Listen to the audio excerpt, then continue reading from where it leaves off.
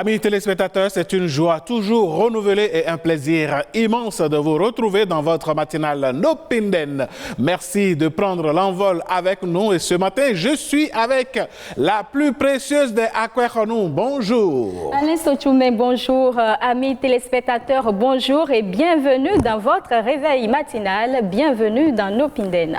La charpente de ce matin ne va pas varier. Nous irons dans un bel endroit de notre pays pour faire découvrir donc les merveilles du Bénin. Et puis après, on aura le clip du jour. Et ce matin, vous allez vraiment aimer. Mais avant de terminer l'émission, on aura bel et bien l'astuce. Ça ne manque pas, n'est-ce pas, précieuse? Bien sûr, amis téléspectateurs, si vous avez des pieds fendillés, déshydratés, inconfortables au toucher, la rubrique astuces ce matin vous apporte des solutions, des astuces de grand-mère à faire par vous-même pour redonner à vos pieds douceur et vie.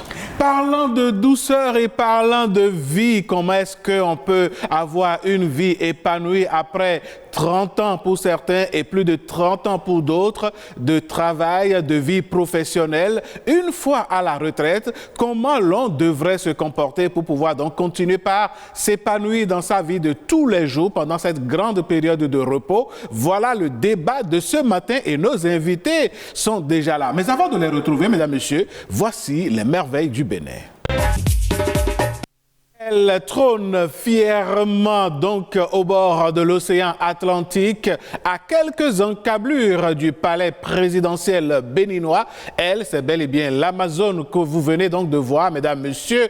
Et oui, Cotonou la Belle, donc, est la ville qui l'abrite. Et si vous voulez donc la visiter, ce sera avec les bras ouverts que nous allons vous accueillir. L'Amazone qui rend d'ailleurs fière de plus en plus les femmes béninoises, donc précieuses, n'est-ce pas? Bien sûr, et c'est une statue érigée, donc, en hommage aux vaillantes Amazones du Bénin, une structure fabriquée, une structure en métallique, j'allais dire. Eh oui, mesdames, messieurs, faites-vous plaisir, ne boudez pas votre plaisir. Un week-end, garez votre véhicule quelque part, garez votre moto quelque part et marchez. Et venez découvrir donc cette belle œuvre dans la ville de Cotonou. C'est en République du Bénin, en Afrique de l'Ouest. Et tout de suite, mesdames, messieurs, on va retrouver une grande voix de la musique béninoise. Cela va rappeler des souvenirs à nos pépés et mémés. Et cela va montrer à nos jeunes également que la musique reste une science et qu'il faut vraiment travailler pour la rendre immortelle. Voici le clip du jour.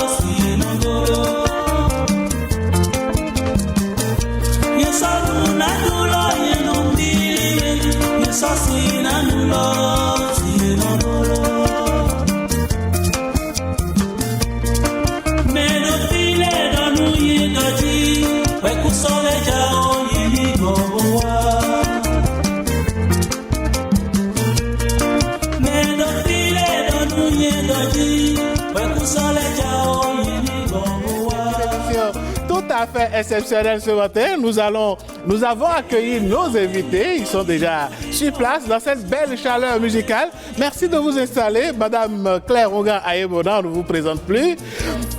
Alors, Monsieur Daniel Adjé, merci de vous installer. C'est en musique qu'on vous accueille ce matin. Très bien, hein? Comme j'ai vécu au paradis. N'est-ce pas?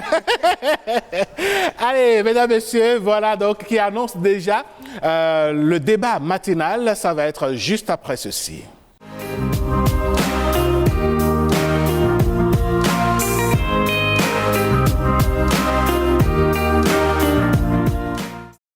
Pour certaines personnes, plus de 30 ans pour d'autres.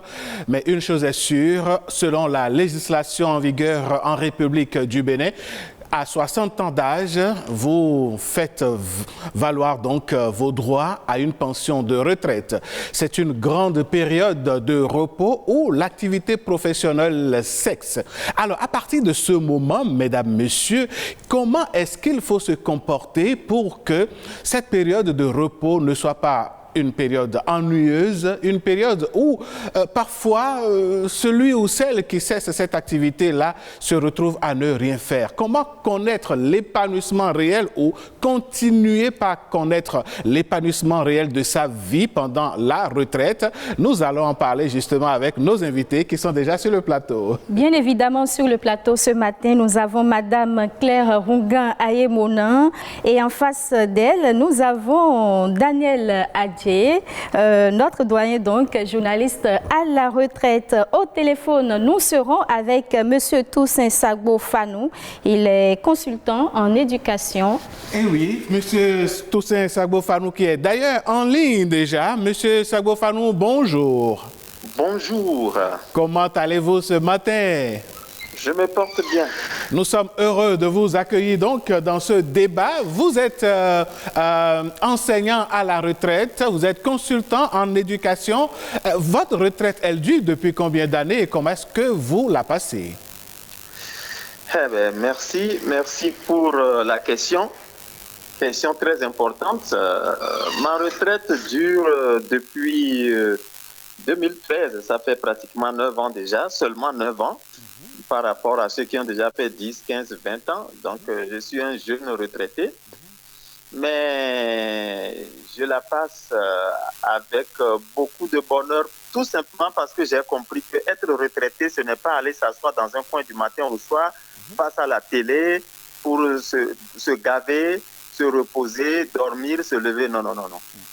La retraite, c'est un autre emploi de temps par rapport à l'emploi de temps de l'homme actif. Mais c'est un emploi de temps un peu plus aisé, un peu plus relax, qui permet aux retraités d'être en mouvement, parce que le corps qui n'est pas en mouvement commence à vieillir. D'accord. Alors, oui. Monsieur Toussaint Sagbo Fanou, vous continuez par garder la ligne tout en suivant dans le débat avec nous sur ce plateau. OK.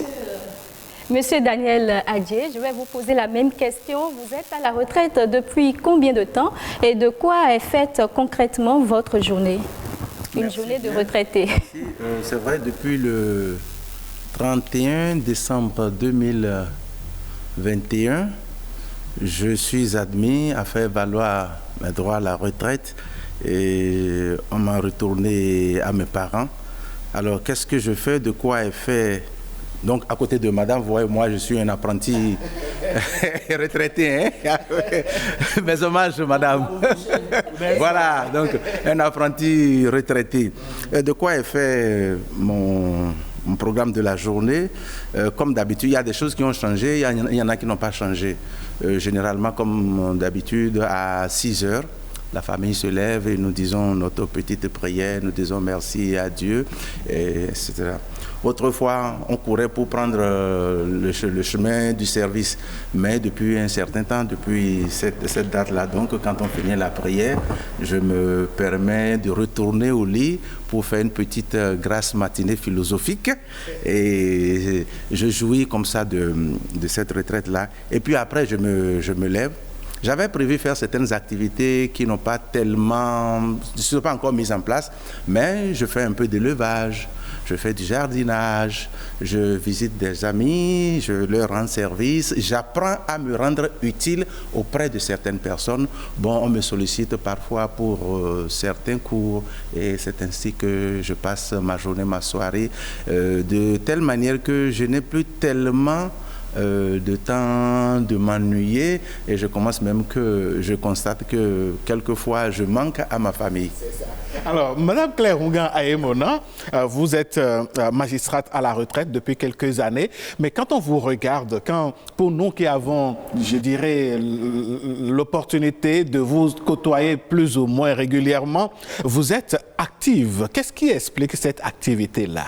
Moi, j'avais commencé par travailler en 1984 comme élève administrateur. Ensuite, je suis passée attachée des services administratifs avant d'aller à l'école pour être intégrée dans le corps de la magistrature en 88. Wow. J'ai exercé jusqu'en 2001 avant de faire 2 ans de gouvernement et je suis retournée jusqu'en 2019 où j'ai été remise à la disposition de ma famille. De vos parents, comme le dit M. Adier. Entre-temps, j'ai fait 1 an de service patriotique, idéologique et militaire. Donc, le tout totalisé me faisait 35 ans au service de l'État béninois avant ma retraite. Ça, c'est pas donné. Beaucoup. J'ai l'habitude de dire, j'étais partie à la retraite à 60 ans, que j'ai travaillé pendant 60 ans. Oui. Si je totalise les 25 ans de travail au sein de la vie associative, vie active, donc je me dis c'était suffisant pour y aller. Alors, comment est-ce qu'on passe la retraite? Ce n'est pas une question assez facile. Nous allons peut-être donner des exemples. J'ai 3 ans, lui il a 1 an, donc nous sommes encore les jeunes. Contrairement à M. Sago, nous sommes encore jeunes. Mais qu'est-ce qu'on fait? Moi, d'abord, je dis, c'est avant d'aller à la retraite qu'il faut se poser la question. Avant d'aller à la retraite? Avant d'aller à la retraite, qu'il faut se poser la question sur ce temps que j'appelle temps de réadaptation. Alors, ça veut dire quoi que... La retraite, ce n'est pas un temps d'incapacité de travail, mais c'est un temps où on se réadapte par rapport à ce qu'on peut continuer de faire pour être toujours en forme et utile. Je le dis parce que beaucoup de gens attendent le jour de la retraite et se disent « Qu'est-ce que je vais faire maintenant pour m'occuper ?» J'ai l'habitude de dire que tout ce qu'on fait dans la vie associative constitue des expériences qu'on acquiert, parfois même sans rien y gagner, mais vous accumulez des expériences qui peuvent vous être utiles plus tard. Et là, j'en ai suffisamment amassé ces expériences. Ensuite, la question, c'est aussi de savoir comment passer la retraite en bonne santé. Et la bonne santé, c'est un état général de bien-être physique, psychique, mental et autres. Je commence par le bien-être physique. C'est vrai, on dit, c'est Dieu qui nous donne la santé, tout comme Dieu nous donne le pouvoir. Mais nous pouvons contribuer à protéger, à entretenir notre santé. Et pour ce faire, il est généralement recommandé de beaucoup bouger et surtout de beaucoup marcher. Si vous pouvez, il faut marcher quotidiennement. Et ça, depuis que moi je suis à la retraite, je m'efforce de marcher au moins 4 fois dans la semaine pour 1h30. Chaque fois? Chaque fois. Aujourd'hui, à cause de l'émission, je n'ai pas pu faire la marche. Mais vous savez, quand on est décidé à le faire, on peut le faire même dans un local de cette dimension. Vous pouvez faire des tours de cette table. 20 tours, 30 tours, vous allez prendre quelque chose, vous revenez. C'est aussi une manière de le faire. Moi, je l'ai su à partir du moment où, dans une émission, j'ai entendu un monsieur qui a fait la prison et qui disait que dans la cellule de sa prison, tous les jours, il faisait 10 km par jour. Wow. J'ai dit, waouh, ça veut dire que quand on a la volonté, on le fait. Donc, il faut se dire que tout le monde conseille aujourd'hui les médecins, les nutritionnistes que les activités sportives, les activités physiques, mais notamment la marche.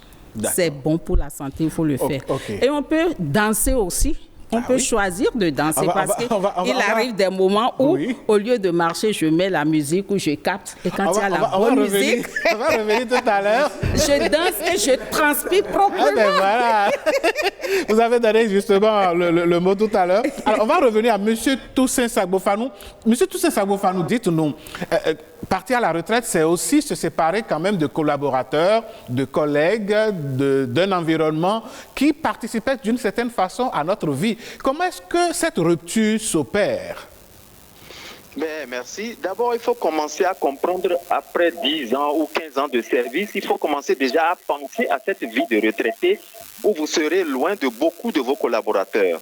Il faut déjà intérioriser cela dans votre mental pour que cela ne devienne pas un choc pour vous. Ensuite, lorsque vous avez vécu avec des gens qui vous ont beaucoup aimé, beaucoup apprécié, je vois que les contacts continuent. Ce n'est pas seulement sur le lieu de travail que vous allez vous retrouver après votre retraite. Vous pouvez vous retrouver à domicile, dans des endroits bien précis pour partager des souvenirs, des amitiés, partager un pot, cela arrive. Donc, on peut se séparer de ses collègues à cause de la retraite, mais cela ne veut pas dire une séparation à vie ou bien une séparation totalement physique. Non, on peut toujours se revoir. Et aujourd'hui, à l'ère des portables et de ces gadgets électroniques, on est toujours en contact, on se voit sans être proche, sans être à côté l'un de l'autre, on peut se voir, on peut discuter. Donc voilà un peu comment j'apprécie ça. Et c'est pour cela qu'il est toujours bon de laisser de très bonnes images parmi vos collaborateurs. Et là, quand vous partez, c'est eux qui regrettent toujours votre départ. Vous aussi, vous regrettez un peu le départ, mais vous vous convertissez à autre chose ici pour pouvoir mieux gérer ce temps-là. C'est ce que je crois. D'accord. Mais Monsieur Toussaint Sagbo-Fanou, à l'approche de la retraite, certains ont tout simplement peur, ils sont inquiets. On considère même que la retraite, c'est un temps d'inactivité totale. Comment vous êtes préparé? D'abord, il faut comprendre que la conception de la retraite n'est pas la même d'un individu à un autre. Et aujourd'hui, nous devons avoir une conception assez moderne de la retraite. Quelqu'un qui a travaillé toute une journée, quand il vient chez lui, il dort. Il se couche, il dort et puis il attend la seconde journée pour commencer à travailler. C'est ainsi qu'il faut comprendre que la retraite, pour se dire, lorsqu'on a fait 30 ans, 31 ans, 33 ans pour mon cas, on a le droit de se reposer pour se refaire une santé. Moi, personnellement, j'avais toujours envisagé de faire de l'élevage parce que les animaux, je les adore, surtout la volaille. Mais vous savez, lorsque vous êtes au travail, tout va bien. Vous vous amusez, vous mangez, vous avez de quoi payer des loyers de 50 000, 60 000 et vous vous dites que la vie est belle et vous oubliez la paix travail. C'est là que vous êtes surpris et à 2 ou 3 ans de la retraite, vous commencez à paniquer. Comment est-ce que je vais m'arranger? Où est-ce que je vais habiter? Dans une société qui est comme la nôtre, ça ne se voit pas bien que quelqu'un qui a fait 30 ans de service est à la retraite et est toujours locataire. Il faut penser à ça au moins 10 ou 15 ans à l'avance, puisqu'on a la possibilité d'acheter des domaines ou bien des terrains qu'on va bâtir.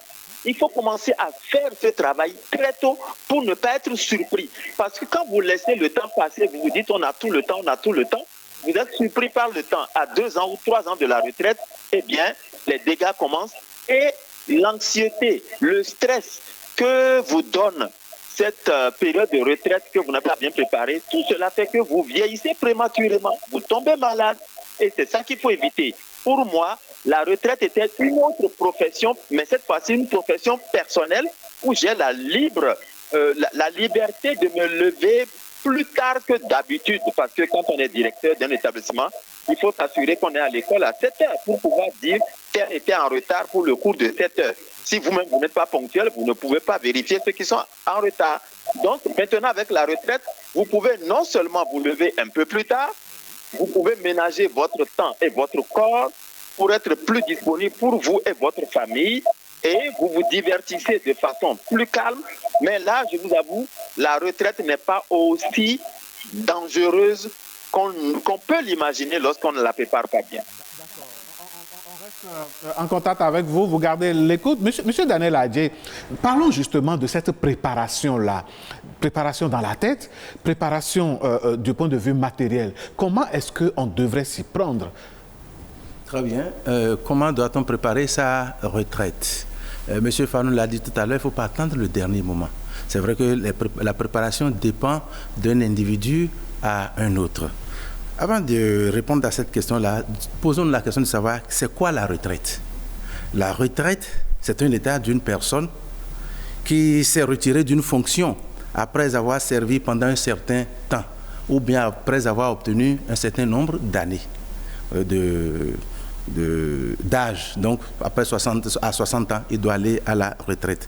Comment on doit préparer ça? Donc, à partir de cette définition, ça veut dire que la retraite n'est pas un accident. Ce n'est pas un événement imprévu qui arrive subitement comme ça. Tiens, il paraît que je vais à la retraite. Non, c'est depuis le premier jour Vous avez pris fonction que vous devez commencer par préparer. C'est exactement comme l'examen du bac. Ce n'est pas en terminale qu'on prépare le bac.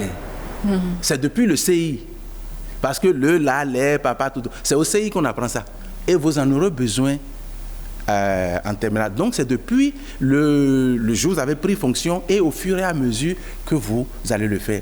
Moi, nous n'avons pas eu les mêmes chances. Mais moi, j'ai eu la chance de grandir auprès des parents et j'ai eu la chance d'avoir une éducation. J'ai eu la chance de côtoyer les vieux, les anciens. J'ai vu des gens auprès de moi qui n'ont pas préparé leur retraite, qui ont vécu à 200 à l'heure. Et c'est à la veille de la retraite qu'ils sont surpris. On l'a dit, ah, vous devez aller. Ils ont même manigancé pour ne pas aller à la retraite. Ouais, ils ont mordu. Au lieu d'aller à 30 ans, ils ont fait 31 ans, 32 ans. Et après, quand on a découvert ça, on les a envoyés à la retraite. Mais c'est la catastrophe. C'est la catastrophe pour le père de famille. C'est la catastrophe pour les parents, pour les femmes. C'est la catastrophe pour les enfants. Donc, puisque ce n'est pas un accident, on devait prendre le temps de préparer ça. Préparer ça sur plusieurs plans. Vous savez qu'un moment viendra où vous n'aurez plus le salaire que vous gagnez. Au moment où vous gagnez le salaire chaque fin du mois et qu'il y avait les à côté, vous n'arrivez pas à joindre tous les deux bouts. À plus forte raison maintenant, on vous a privé de beaucoup de choses. Les gens qui venaient vous donner un poulet, un coq, un toffee, un bonbon par-ci, là, puisqu'ils espèrent quelque chose. Maintenant que vous n'êtes pas en activité, qu'ils n'espèrent plus rien, ils ne vous donnent pas. Donc, il faut préparer tout cela. Un proverbe de chez moi dit qu'on n'attend pas que la faim s'installe dans le ventre avant de commencer à mettre le haricot sur le feu. Avant que la fin n'arrive, commencez par préparer votre haricot. Donc, depuis le début de votre prise de fonction, commencez par préparer ça. Vous devez avoir un toit. Il arrive un moment où, comme l'a dit M. Fanou, vous ne pourriez plus payer le loyer. Il ne faut pas, après 29 ans, 30 ans de service, que vous soyez encore locataire. Je ne jette la pierre à personne, mais c'est une mauvaise organisation. Même si c'est un taudis, même si c'est une maison en paille, c'est une maison. Il faut penser à ça très très tôt. Si vous vivez à l'heure, tout le temps vous êtes dans la capitale voisine pour faire le plaisir, tous les samedis vous êtes dans les boîtes de nuit, vous vivez à 200 à l'heure avec les copines, avec les maîtresses, il est clair que vous allez tomber en panne, vous serez surpris par la retraite. Donc, moi ayant appris ces choses très tôt, j'ai commencé par ménager ma monture très tôt. Réfléchir à qu'est-ce qu'il faut faire, comment faire pour obtenir un lopin de terre, comment faire pour acheter quelque chose. Quand on a commencé, c'était pas facile. Nous, on a eu des débuts très très difficiles. Mon premier salaire à l'ORTB, c'est 10 000 francs. Et j'étais dans 3 sections. J'étais à la radio rurale, j'étais à la tenue d'antenne au service de programme, j'étais au JP. Je gagnais 15 000 francs. Et parce que j'ai fait prêt avant ce salaire, après 14 mois de salaire, au 15e mois, quand le salaire est arrivé, ils ont retiré ça tout à l'heure. C'est 10 000 francs que j'ai reçu. Donc, tout ceci ne m'a pas empêché quand même d'avoir une vision forte. Au fur et à mesure, dès que j'ai commencé par faire ça, j'ai commencé par faire une tontine. Dès que je gagne 1000 francs, je me demande, il vous reste combien à compléter pour acheter un paquet de ciment? Dès que je trouve l'argent, les autres camarades sont dans les boîtes de nuit, on va en mission, ils trouvent un peu d'argent. Et je me rappelle quand on voyageait avec la loterie en ce moment-là, c'était 6 000 francs par jour. Il y en a qui achètent 2 kg de viande ici, 3 tas d'igname là-bas, ça là c'est pour la maman, la femme à la maison, ça c'est pour les maîtresses, ça c'est pour la petite copine, ça c'est pour ça là. Moi je fais mon calcul. Il me reste avec 6 000 francs, je peux acheter combien de paquets de ciment? Et c'est ainsi petit à petit, j'ai commencé par faire les briques, ainsi de suite. Et puis, on a pu avoir un toit. Alors, moi j'ai bien envie, au vu de cette expérience, de demander à Mme Claire Onga-Emona, est-ce qu'il existe une corrélation entre la préparation, ou ce type de préparation de la retraite, et la vie à la retraite réellement en matière d'épanouissement? Est-ce que l'épanouissement à la retraite dépend de la préparation de cette retraite? Je dirais oui et non.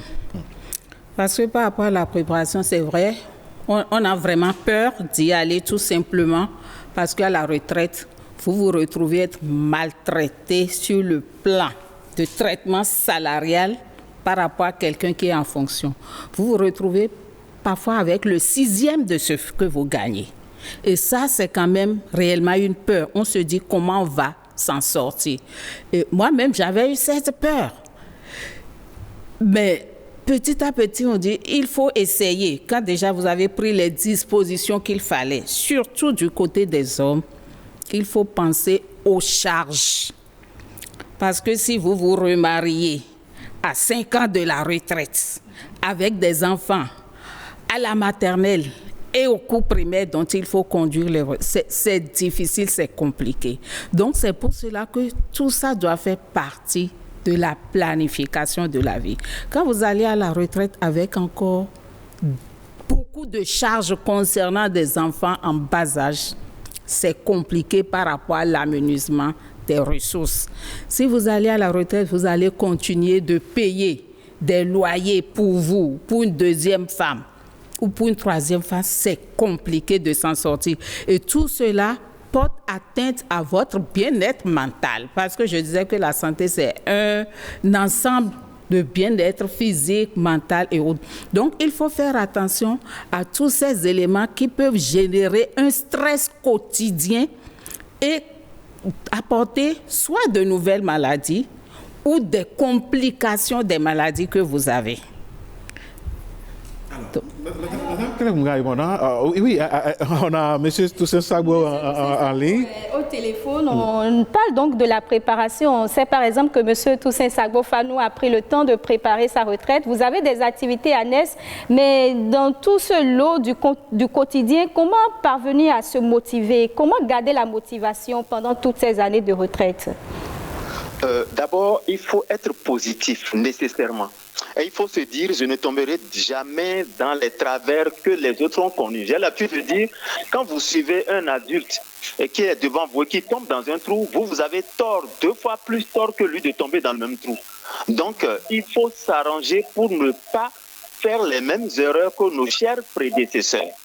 Alors, comme je l'ai dit tout à l'heure, moi, je me satisfais à 100%. Comment? C'est-à-dire, je me dis, le salaire qui est totalement cassé en plusieurs morceaux, dont je ne prends qu'un petit morceau, je me dis, à partir du moment où je n'ai que cela, je ne vais pas envisager de faire des dépenses qui me dépassent. Je prends juste ce qu'il me faut pour vivre, pour mon alimentation, pour mes amusements, pour mes distractions. Et je n'ai pas la force d'aller passer, par exemple, dans une boîte de nuit où on peut dépenser 100 000 francs sur le champ. Je ne peux pas, ce n'est pas possible. Il y a des capacités qui ne vous appartiennent plus lorsque vous êtes à la retraite. Mais je me réjouis sincèrement d'être dans la nature parce que ça, c'est ma spécialité aujourd'hui. Je suis dans la nature, je m'évertue à connaître les plantes, à les pratiquer, à les utiliser. Je suis avec mes animaux, mes oiseaux qui me connaissent. Et parfois, c'est même une passion. On se dit, oh, si je savais, j'allais commencer ceci plus tôt. Ensuite, vous savez, moi, j'ai refusé pendant des années d'aller encore à la craie. Aller à la craie après 30 ans, 31 ans, 32 ans de service, aller à la retraite et maintenant accepter encore d'aller à la craie, c'est comme un sacerdoce supplémentaire. Mais au finish, j'ai accepté, par exemple, en constatant que cela ne me crée pas trop de contraintes, j'ai accepté de prendre la direction d'un établissement. Et là, ça me fait une nouvelle vie, ou bien une vie renouvelée, mais pas, je ne me donne pas les contraintes que j'avais quand j'étais en service ou en fonction. Évidemment, à un moment donné, l'âge ne permet plus de courir comme un jeune de 25 ans. Donc, je m'arrange comme ça. Je me suis arrangé pour éliminer toutes les dépenses énormes qu'on connaît lorsqu'on est en activité. Je remercie notre sœur Claire qui disait tout à l'heure, si un homme à 5 ans de sa retraite continue de faire des enfants, Alors là, ça lui est mieux, il prend une femme à la poche. Oui.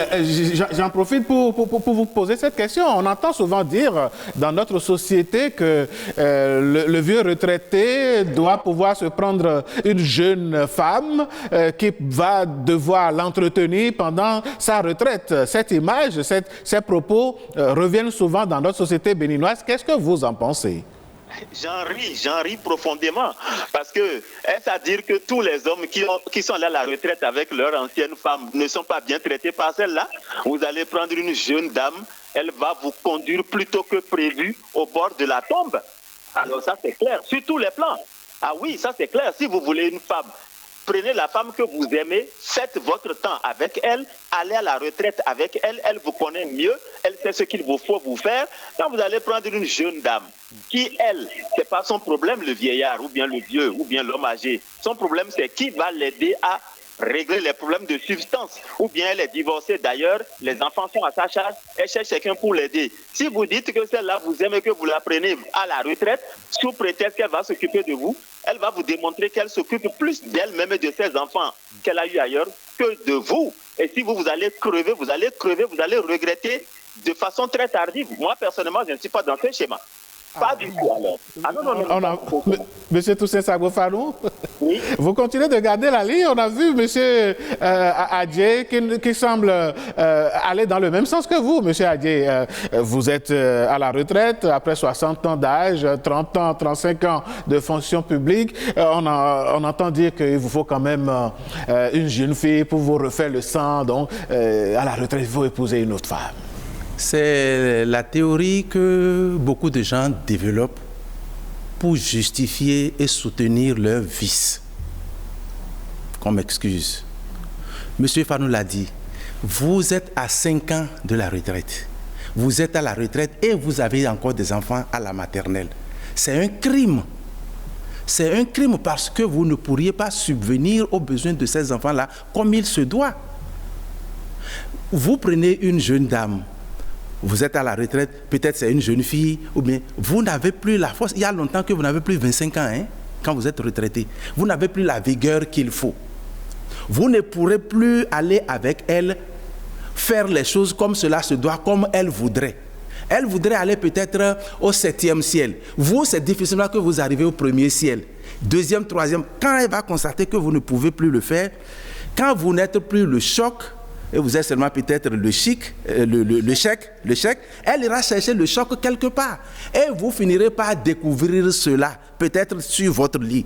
Et vous serez frustré, et vous serez stressé, et vous allez précipiter ainsi votre mort. L'abondance de stress déclenche la tension. La tension déclenche l'AVC ou bien les complications, et vous allez vous retrouver dans le tombeau. Donc, on n'a pas besoin de se faire du sang avec une jeune fille quand on est retraité. Même avec votre vieille femme à la maison, encore que c'est vous qui l'avez vieillie, encore qu'elle n'a pas dit qu'elle est vieille, et encore que les bonnes choses se trouvent dans la bonne chose se trouve dans la vieille marmite. Oui. Donc, qu'est-ce que vous allez chercher dehors alors que vous avez tout à l'intérieur?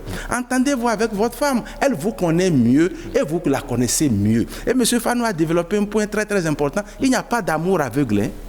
Quand vous êtes à 60 ans, vous ne connaissez pas votre place, vous allez prendre une jeune dame divorcée ou bien une veuve. Ne pensez pas qu'elle va s'occuper de vous au premier. Vous n'êtes pas sa priorité. Tout ce qu'elle fait là, c'est de l'artifice. Son premier problème, c'est elle. Son deuxième problème, ce sont ses enfants. Son troisième problème, c'est votre héritage. Comment faire pour prendre la grande partie de votre héritage? Les terrains, les maisons, les voitures, c'est tout. Puisqu'elle est la dernière venue, elle a toutes les faveurs, elle a votre oreille, votre attention. Elle va demander, bon, ce terrain-là, c'est bon, ce terrain-là, les papiers sont où? Et ceci là, et ça là. Elle va vous arracher tout. Eh bien, nous sommes en train de voir Madame Souris. Va nous laisser réagir.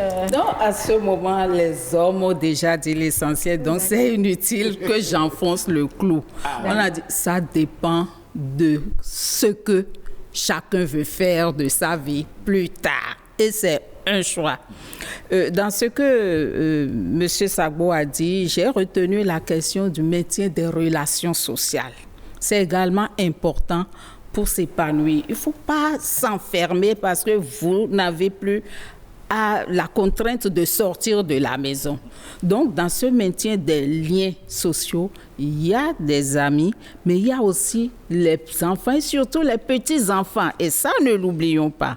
Moi, parfois, je m'amuse avec les petits-enfants. Vous pouvez prendre le temps pour faire la lecture aux petits-enfants, si vous êtes même un homme, pour leur commenter des choses. Parfois, quand il y a des documentaires et autres, il ne faut pas toujours les laisser regarder les dessins animés ou les films qui ne leur apprennent rien, mais les inviter, leur poser des questions, c'est des choses qui vous occupent et ça vous épanouit.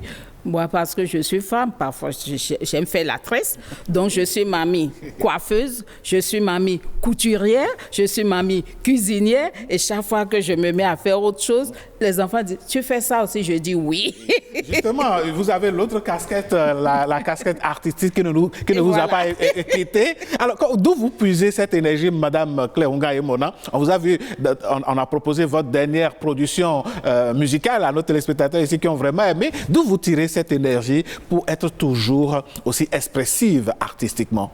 En fait, c'est toujours la question de savoir qu'est-ce que je peux faire pour m'occuper, qu'est-ce que je peux faire pour être utile. C'est vrai que depuis que j'étais au lycée, je faisais partie de l'orchestre du lycée au fond, et puis après de l'EACE. Donc j'avais ces aptitudes.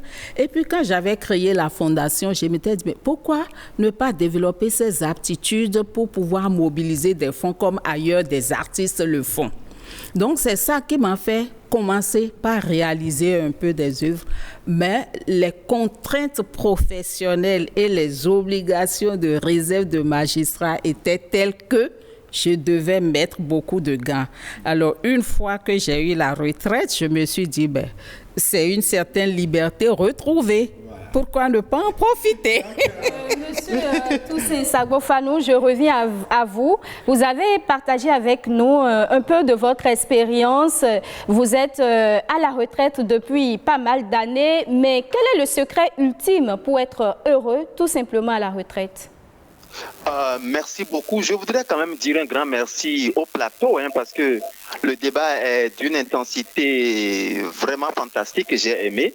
Je voudrais profiter aussi de votre micro pour dire un merci sans faille à mon épouse. C'est vrai que j'ai déjà remercié Dieu, le Créateur, il est le tout premier. Mais ma retraite aurait été une catastrophe si j'avais une épouse qui me créait tout le temps des problèmes de tension. Mais là, c'est tout à fait le contraire. Je voudrais qu'elle sache que je lui reconnais cela. Et je voudrais aussi profiter pour dire merci à toutes les femmes qui nous accompagnent. Je voudrais dire un grand merci à ma sœur Claire. Et elle me rappelle la vie au lycée au fond. Elle n'a pas changé, c'est super. Donc, oui, voilà. Elle a dit le nom fétiche. Elle a dit le nom fétiche. Elle va payer très cher pour ça. Je vais venir prendre l'amende. Donc, c'est bien de se retrouver en famille. Oh oui. Oui. Alors, ça va être en 30 secondes, votre mot de la fin pour ce débat, que diriez-vous? Je voudrais dire un grand merci d'abord à tous ceux qui me donnent des compliments, qui me permettent de comprendre que je suis encore utile à la société. Et je voudrais dire aussi un grand merci à BB24 pour ce débat d'une bonne intensité. Mais je voudrais dire aussi que celui qui veut être heureux doit chercher à être heureux lui-même. N'attendez pas que le bonheur vienne d'ailleurs. Cultivez-le autour de vous et dans vous. Voilà ce que je peux dire pour terminer. Merci à vous. Excellente suite de journée, Monsieur Toussaint Sagbo-Fanou. C'est moi qui vous remercie. Oui. Monsieur Daniel Adjé, votre mot de fin, qu'est-ce que vous avez à dire? Déjà fini. Oui. Bien sûr. Mon dernier mot de fin, c'est comme vous le savez, la retraite n'est pas la fin du monde. Au contraire, c'est le début d'une autre vie. Une vie beaucoup plus passionnés, beaucoup plus heureux. Je connais des gens qui n'ont pas pu s'acheter une moto pendant qu'ils étaient en activité. C'est à la retraite qu'ils ont pu non seulement acheter la moto, mais acheter une voiture. Ils ont mené une vie heureuse, une vie épanouie, une vie calme, parce qu'ils sont libres et de leur programme et de leur emploi du temps, ils font leur programme en conséquence. Donc, la retraite, c'est le début d'une autre vie. Il faut savoir se rendre service. Les gens vont vous abandonner, mais vous n'abandonnez pas des gens. Rendez-vous utile. Apprenez à rendre service aux gens. Faites surtout du bien et préparez-vous à rencontrer votre Créateur, votre Dieu. Et je vais terminer, si vous le permettez, avec cette belle chanson de Tino Rossi qui dit « La vie commence à 60 ans ». Quand on la connaît mieux qu'avant, quand on a appris par cœur tous ces détours, maintenant on est aguerri, on a assez d'expérience, on sait ce qu'il faut faire, ce qu'il ne faut pas faire, on connaît tout, on peut bien vivre en ce moment-là. Voilà. Merci beaucoup. Alors, Madame Claire Unga-Aemona, pour conclure. À la retraite, il faut savoir rétablir ses priorités, se réajuster par rapport à ses charges. Si vous ne pouvez pas faire quelque chose, il faut pouvoir le dire très gentiment. Vous ne pouvez pas. S'il y a un appui que vous pouvez faire, l'appui qu'on porte aux gens, ce n'est pas nécessairement de l'appui financier. Mais parfois, c'est l'accompagnement, les conseils. C'est aussi important que l'appui financier qu'on peut apporter. Et il faut toujours garder le sourire et éviter tout ce qui peut nous stresser. C'est pour ça qu'il faut savoir banaliser les choses. Moi, je dis, il faut prendre toujours la vie du bon côté. Il faut s'occuper de son alimentation, de son corps. Et s'occuper de son corps, je veux donner un conseil sur l'automassage et l'étirement les matins. Vous savez, quand les enfants se réveillent le matin, ils s'étirent et on dit « oh, paresseux ». Mais en réalité, quand on fait certains mouvements d'étirement, là, ça vous permet de décoincer les os et de vous lever en bonne santé. Ça peut durer 5 à 10 minutes. Après, vous faites votre marche. Il faut boire beaucoup d'eau. Ça vous permet de ne pas être constipé, de bien vous dégager et d'éviter certaines maladies liées au fait qu'on a l'indigestion et autres. On vous aura compris. Merci beaucoup. Un grand merci à Christelle Saboran qui est aux manettes ce matin et qui nous envoie en fond sonore cette belle musique de Claire Unga-Aemona. Le nom d'artiste c'est Clara Baz. Je ne vends pas le secret. Allez, mesdames, messieurs, ce débat est terminé. On vous aura promis donc et tenu parole. La retraite n'est pas une fin de vie. Au contraire, comme le disait donc un de nos invités, M. Adjei, c'est le début d'une autre vie plus épanouie. Et nous, vous la souhaitons vraiment épanouie. Et ceci, nous aussi, on a gagné beaucoup. Nous qui sommes encore en train de faire de petits jobs à gauche et à droite, il faut donc se mettre à préparer la retraite. Nous avons préparé cette émission et lorsqu'on arrive à cette étape, on marque une pause et on vous revient après. L'ORTB se rapproche encore plus de vous. La nouvelle application mobile de l'ORTB avec plus de dynamique, plus de design, plus de couleurs, plus de facilité. Vos chaînes de radio, votre télévision nationale et BB24 en direct, c'est sur Play Store.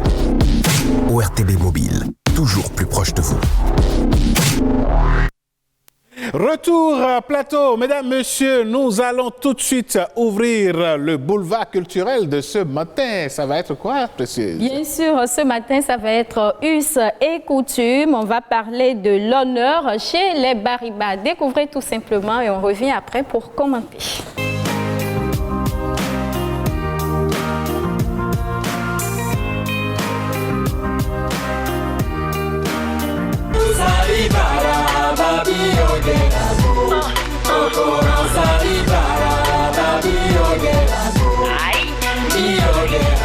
Le Batonou le comprend et le traduit par une assertion.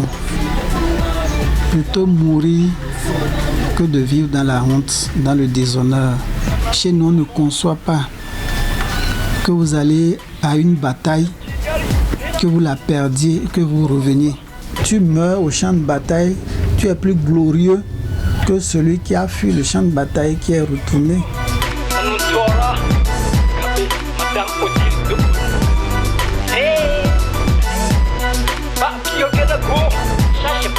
Quand vous ne pouvez pas défendre votre honneur, quand vous n'avez pas de dignité, on commence par soupçonner votre naissance,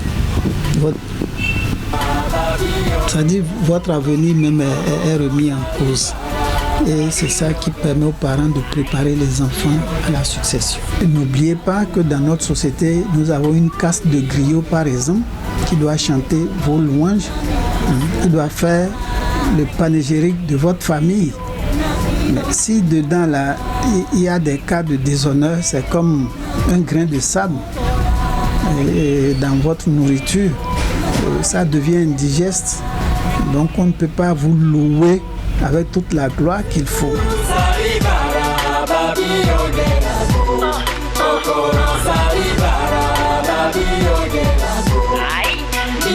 Dieu Dior Guerra a voulu défendre son honneur parce qu'il voyait que ces sujets sont harcelés par le blanc, par le colon. Et il ne comprend pas que lui soit là. Lui sur qui les populations comptent. Et que le blanc vienne les martyriser, les traumatiser et qu'ils ne puissent pas réagir. Il y a un autre exemple aussi de deux résistants. Le premier, c'est Tamasuno Bonuki qui est mort à Bonuki. Quand il est allé, lorsqu'on lui a dit que Sakayema est tué, il dit lui ne peut pas rentrer. Même Sakayema à la bataille, il n'est pas allé combattre pour être défait. Donc il a préféré mourir au champ de bataille.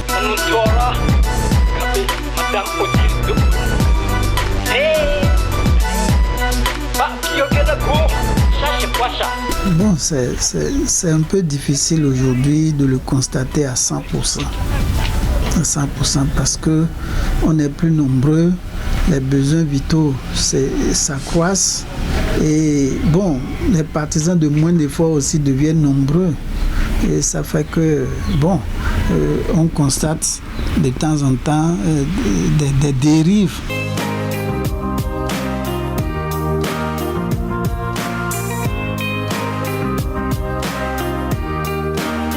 L'honneur est une denrée absolument vitale et capitale, non seulement chez nos parents les Bariba, mais pour tout un peuple. Chacun devrait donc cultiver un point d'honneur, donc à mettre en bonne place l'honneur dans la vie. Eh bien, l'honneur, c'est la considération portée à un individu et on est tous en mesure de porter, donc de donner cette considération-là à la personne que lorsque cette personne le mérite. Et donc, on doit travailler chacun à notre niveau pour entretenir cet honneur-là et pouvoir faire de notre mieux pour rester dans la société et plaire à ceux qui sont autour de nous. Je suis d'accord avec vous. Mesdames, Messieurs, nous allons vous faire découvrir la capture de ce matin. Vous allez observer religieusement et vous nous direz comment vous la trouvez. Nous, on va commenter juste après ceci.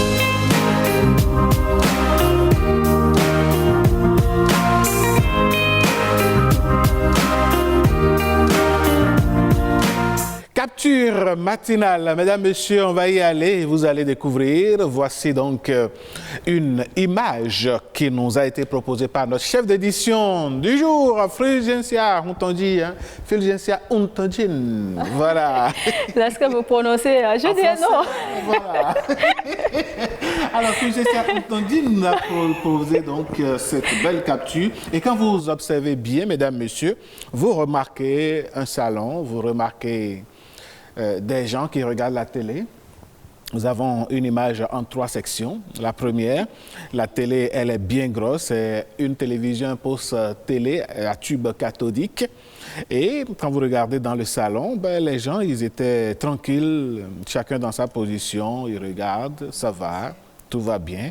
Mais dans la deuxième section, vous aurez dû faire une petite remarque. Tous les acteurs ont pris du poids. La télé, elle a diminué en temps.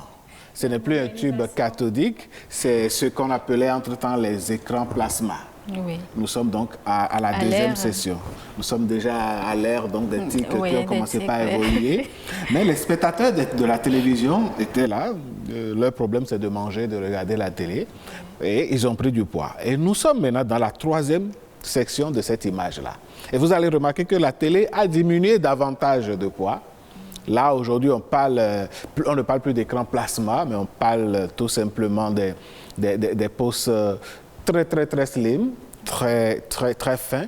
Mais on remarque que ce sont les téléspectateurs qui ont pris du poids.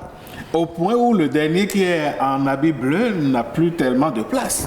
La conséquence, c'est que cette image, voilà, cette image traduit la malbouffe. On s'assoit, on mène une vie de sédentarisation, on ne marche pas, on ne bouge pas, comme le diraient nos amis invités tout à l'heure dans le débat. Quand vous menez une vie de sédentarisation, vous êtes à la même place tous les jours, vous allez prendre du poids.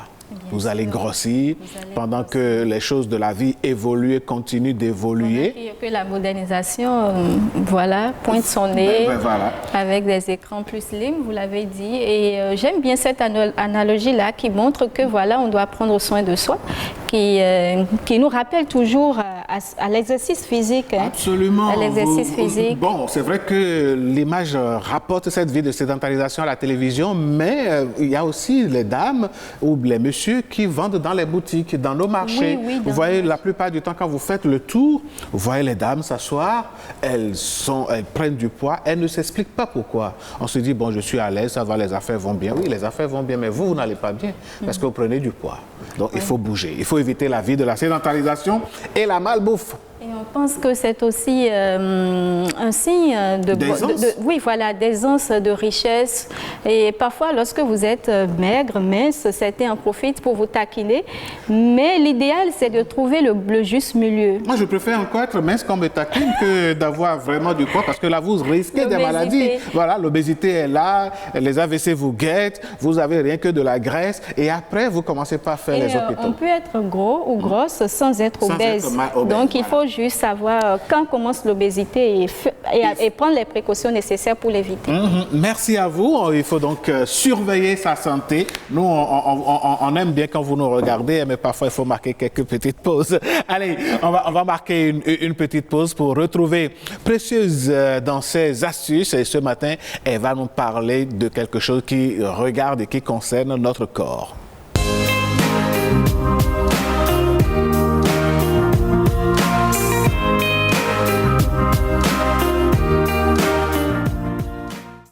Être bien dans sa peau, c'est aussi prendre soin de soi.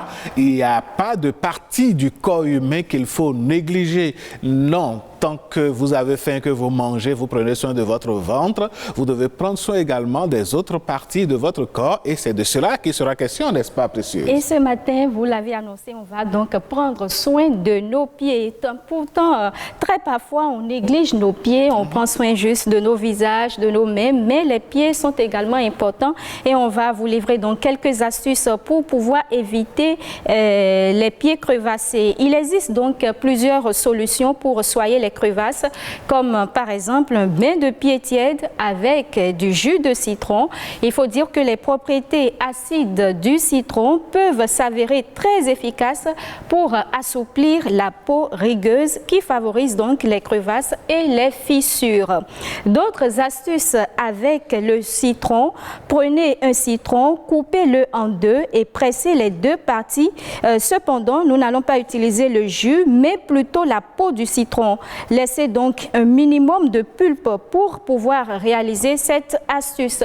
Nous allons maintenant placer une moitié de citron sur chaque talon.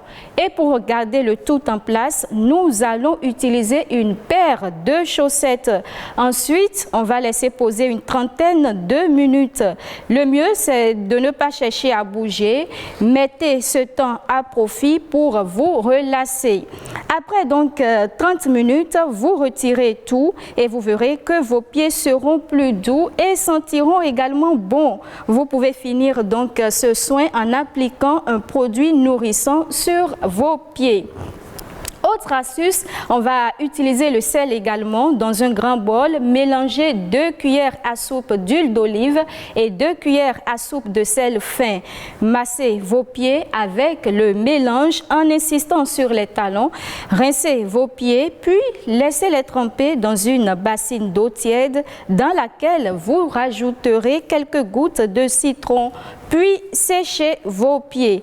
Vous pouvez également utiliser du beurre de karité. C'est d'ailleurs le remède beauté des pieds par excellence. Appliquez simplement du beurre de karité sur vos talons et laissez poser toute la nuit. Laissez reposer donc toute la nuit en enfilant des chaussettes. Vous aurez des pieds parfaits et doux. Eh bien, je crois que ces astuces ne sont pas tombées dans des oreilles de sourds ni de sourdes, parce que tout le monde est concerné. Hein? Oui, bien sûr. Parce que vous voyez parfois... Les hommes également, on a souvent tendance à croire que que oui, l'entretien des pieds, ça concerne uniquement les femmes, mais les hommes... C'est dit. Non, tout le monde est concerné parce que vous voyez parfois des hommes, les talons sont fendus, tout est sale. Non, il faut prendre soin de soi. Il faut être agréable à voir de la tête jusqu'à la plante des pieds. Merci à vous, précieuses, pour ces précieuses astuces. Mesdames, Messieurs, dernier acte de votre émission de ce matin. On va retrouver donc cette belle mélodie qui va signer donc le dernier acte pour descendre de ce plateau.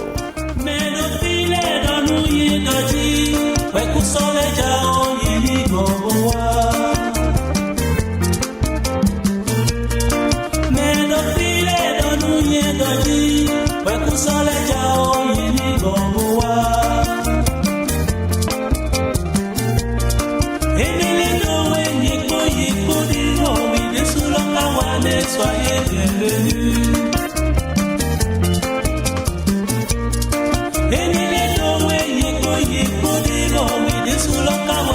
Soyez bienvenus. Oh oh Alidou. Fonakayo. Fonakayo. Fonakayo. Meteniami Burundi. Fonakayo. Ngoro Baribo. Fonakayo. Makaka Kengembe.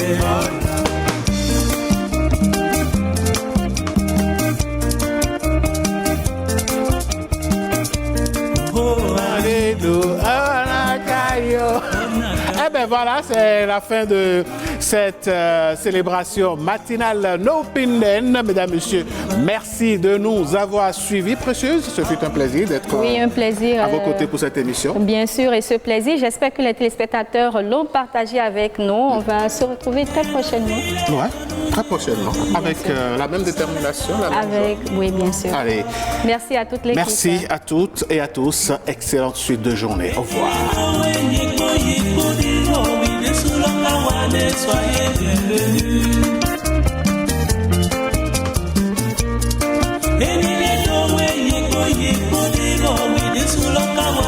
Soyez bienvenus.